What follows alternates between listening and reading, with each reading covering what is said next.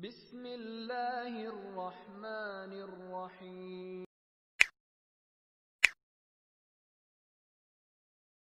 Assalamualaikum warahmatullahi wabarakatuh.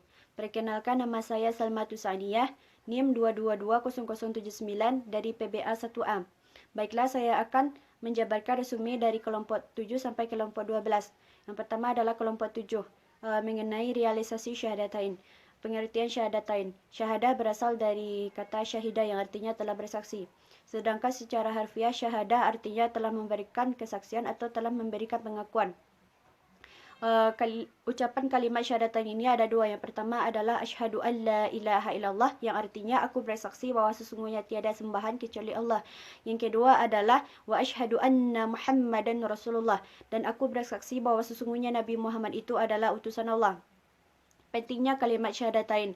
Kalimat syahadatain ini merupakan prinsip serta tujuan dakwah para rasul. Dan selanjutnya, bahwa sesungguhnya kalimat syahadatain ini menjadi gerbang dari keislaman seseorang. Yang selanjutnya adalah realisasi syahadatain. Realisasi secara bahasa artinya menjadikan nyata atau memperwujudkan.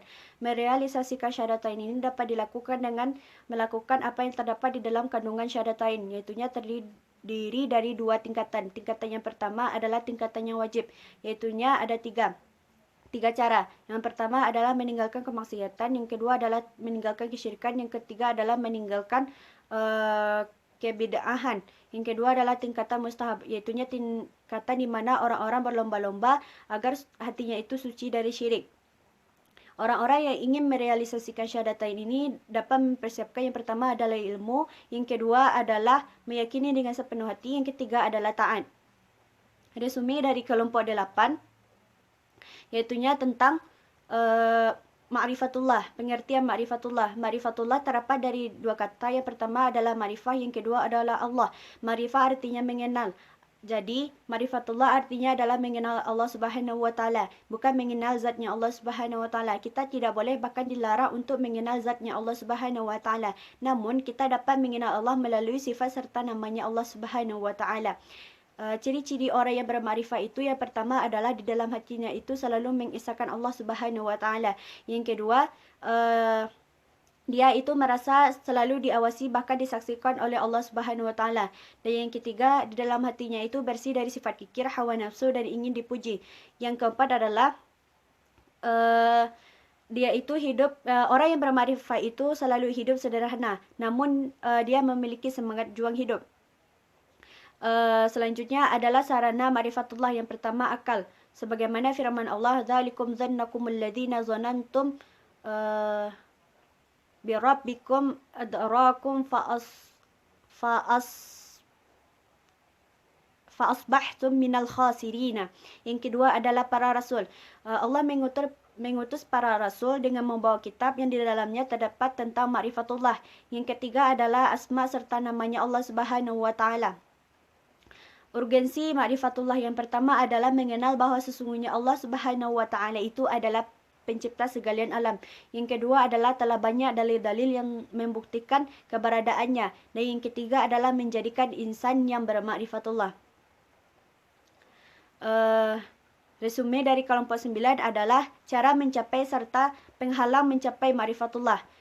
Yang pertama, cara mencapai ma'rifatullah. Al-Quran telah menjelaskan bagaimana cara mencapai ma'rifatullah. Cara yang pertama itu adalah melihat tanda-tanda kebesaran Allah, sebagaimana firman Allah dalam Quran surat Ali Imran ayat 190. Bismillahirrahmanirrahim. Inna fi khalqis samawati wal ardi wa ikhtilafil laili wan nahari ayatil liulil albab. Bahwa sesungguhnya pencipta langit dan bumi serta pergantian malam dan siang itu terdapat pelajaran bagi orang yang berakal. Yang kedua adalah mentadabburi atau menghayati ayat-ayatnya Allah Subhanahu wa taala, sebagaimana firman Allah dalam Quran As-Sad ayat 26. Bismillahirrahmanirrahim. Kitabun anzalna ilaika mubarakun liyadabbaru ayatil liyatadzakka albabi.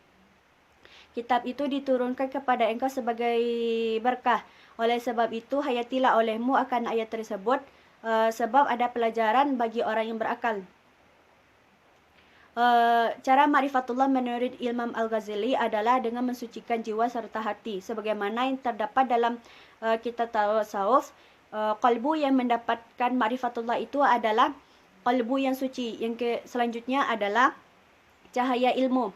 Penghalang ma'rifatullah itu ada 5. Yang pertama adalah sombong, yang kedua adalah zalim, yang ketiga adalah dusta, yang keempat adalah kikir, yang kelima adalah fasik.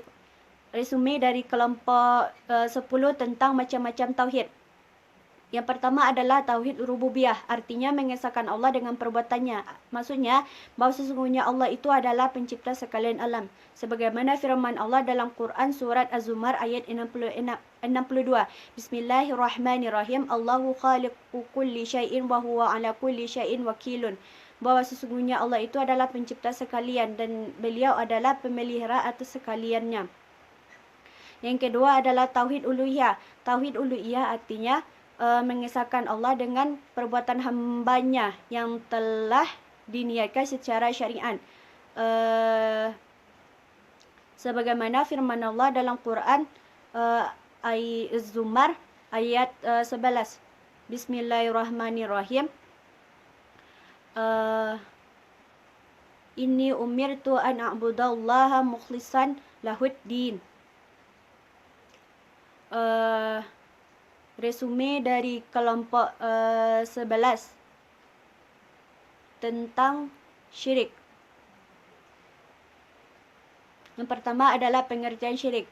Syirik secara bahasa artinya mempersekutukan, sedangkan secara harfiah artinya mempersekutukan Allah Subhanahu wa ta'ala dengan yang lainnya. Allah akan mengampuni dosa hambanya kecuali dosa syirik. Selanjutnya bahaya syirik. Yang pertama adalah syirik asgar. Yaitunya dapat merusak amal. Yang kedua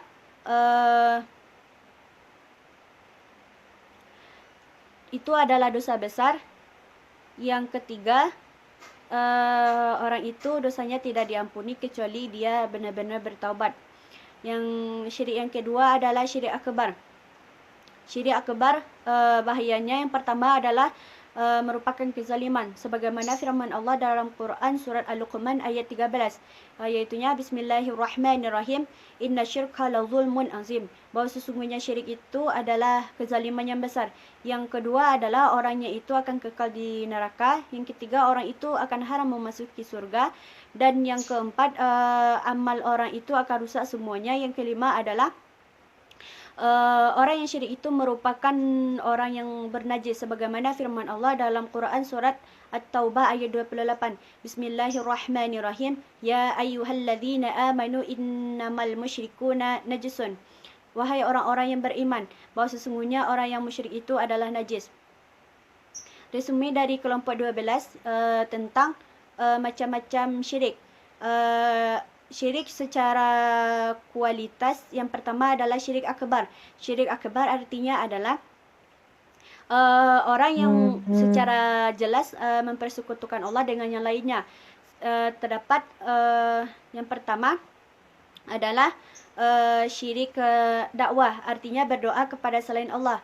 Yang kedua adalah syirik niat, artinya tujuan ibadah itu adalah selain kepada Allah Subhanahu wa ta'ala.